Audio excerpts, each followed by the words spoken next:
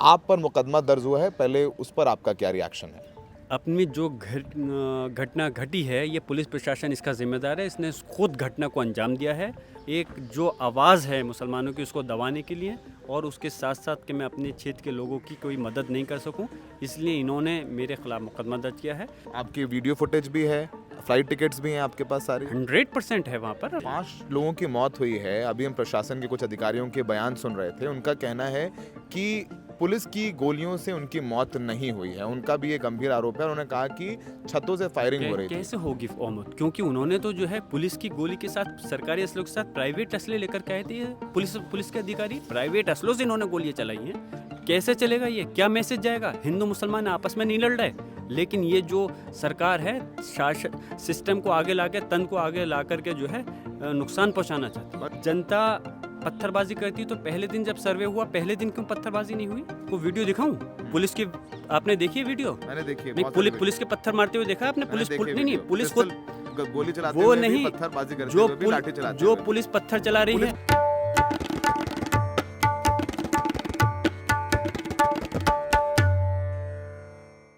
हम इस वक्त पार्लियामेंट में, हमारे साथ ज़ियाउर रहमान बर्क हैं, संभल के सांसद हैं।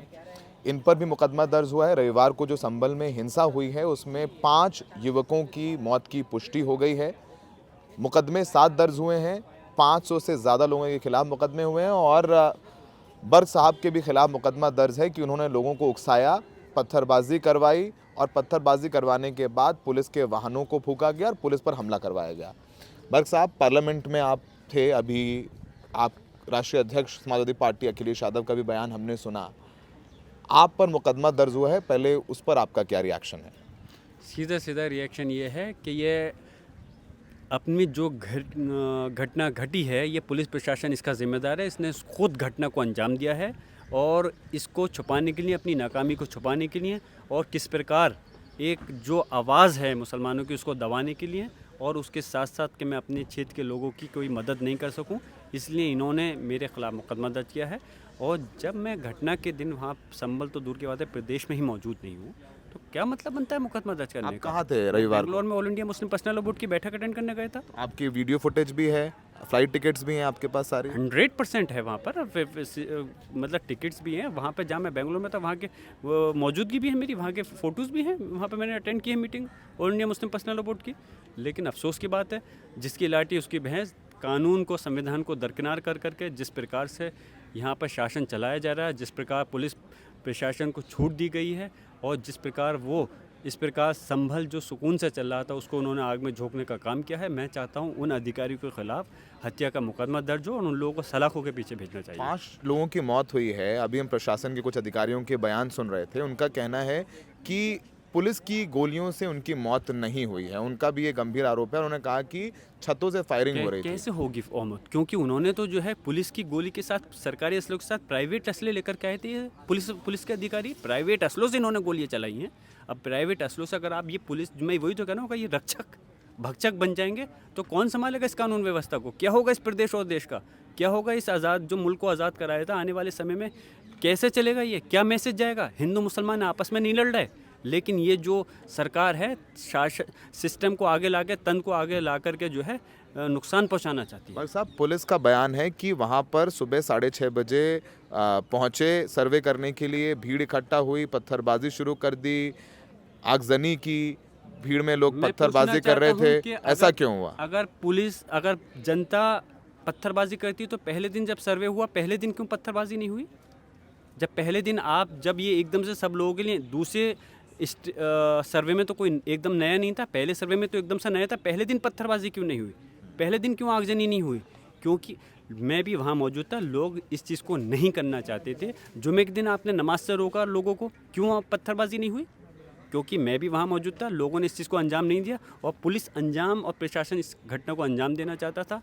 लेकिन जब मैं वहाँ से हटा, संभल से मीटिंग में गया, तो उन्होंने इस चीज़ को अंजाम दे दिया। जब एक सर्वे हो गया था, दूसरे सर्वे की क्या जरूरत पड़ रही थी आपको? सुबह 6:30 बजे सर्वे हुआ, आपको इत्तला किया था रात में कि हम जा रहे हैं सुबह सर्वे करने के लिए? आप सांसद हैं, आप वहाँ रहे मौजूद? मतलब ही नहीं, पहले सर्वे में भी इन्फॉर्म नहीं किया, दूसरे सर्वे में भी इन्फॉर्म नहीं किया, और मुझे क्या, किसी भी जनप्रतिनिधि को इन्फॉर्म नहीं किया, किसी उलमा इकराम को जो वहाँ पर हैं किसी को इन्फॉर्म नहीं किया, किसी अधिवक्ता को इन्फॉर्म नहीं किया, जो जामा मस्जिद की कमेटी उनमें से सिर्फ एक व्यक्ति को इन्फॉर्म किया।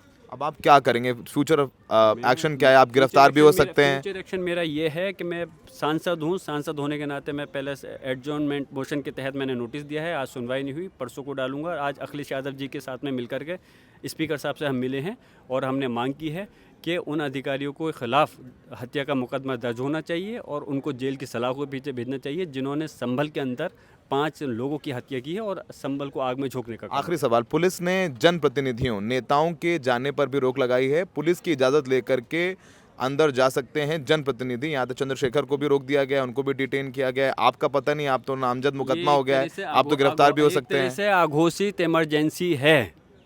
इस जो सूरत हाल बना रखी है, कानून व्यवस्था नाम की कोई चीज़ नहीं है। संविधान को दरकिनार कर दिया गया है, प्लेसेस ऑफ वर्शिप एक्ट को दरकिनार कर दिया गया है। तो ये प्रदेश और देश कानून और संविधान से चलेगा या किसी के अपने आदेश पर चलेगा? पत्थरबाजी क्यों हुई बर्क साहब? पत्थरबाजी आपको वीडियो दिखाऊं पुलिस की? आपने देखी है वीडियो? मैंने देखी है। नहीं, पुलिस के पत्थर मारते हुए देखा आपने? पुलिस नहीं, पुलिस को गोली चलाते वो हुए नहीं, भी, पत्थरबाजी करते हुए भी, लाठी चलाते जो हुए भी। पुलिस पत्थर चला रही पुलिस है, कह रही है कि पहले तो पत्थरबाजी शुरू हुई, फिर हमें लाठी चार्ज किया। अगर तो पुलिस क्या खुद गुंडागर्दी करेगी, पत्थर चलाएगी? हैं? आप जवाब दें। मैं आप चौथा स्तंभ हो, पिलर हो आप इस देश का, आप जवाब दिए क्या कानून को रखवाली करने वाले कानून तोड़ेंगे? पत्थर चलाएंगे वो? एक आदमी अगर नीचे गिर गया लाठी मारते मारते उसको, तो उसके पिस्टल निकाल के गोली मार देंगे उसको? ये गंभीर आरोप लगा रहे हैं ये आप। गंभीर आरोप है। लोगों ने अपनी आंखों से चश्मदीद गवाह हैं, इत्तेफाक है इसकी वीडियो नहीं बनी है कि पुलिस ने पॉइंट ब्लैंक गोली मारती उसको गोली मार दी। ये है, आप जाइए ऑन द स्पॉट जा करके लोगों से मालूम करिए, आपको पता चलेगा कि दिल फाड़ने वाली, मानवता को झकझोर देने वाली, संविधान की धज्जे उड़ाने की घटनाएं वहाँ पे घटी हैं। ठीक है जिया। तो जिया